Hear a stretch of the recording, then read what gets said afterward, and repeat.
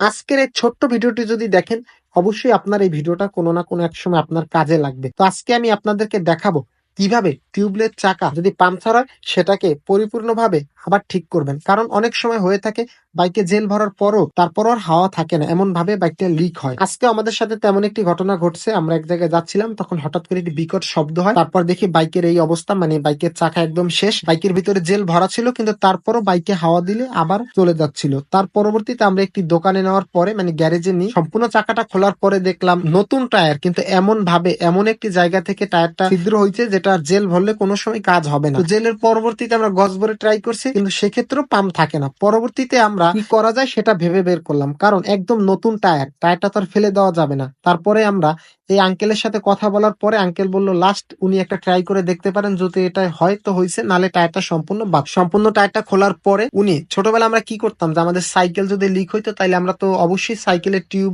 যেটা leak সারাইতাম, same ওইভাবে উনি টায়ারটাকেও ঠিক করছে। তো ঠিক করার পরে আলহামদুলিল্লাহ টায়ারটি মোটামুটি এবারের মতো টিকে গেছে। কিন্তু এখন তারপরে একটি জেল ভরতে হবে, কারণ ওই জায়গাটা ঠিক হয়েছে, কিন্তু তার পরবর্তীতে অন্য অন্য জায়গায় যদি কোনো লিক হয় সেটার জন্য একটি অবশ্যই জেল ভরে নিতে হবে। তো এইভাবে যদি আপনারা আপনাদের টায়ারটা কোনো সময় লিক হয় তাহলে অবশ্যই এইভাবে ঠিক করে নিতে পারেন।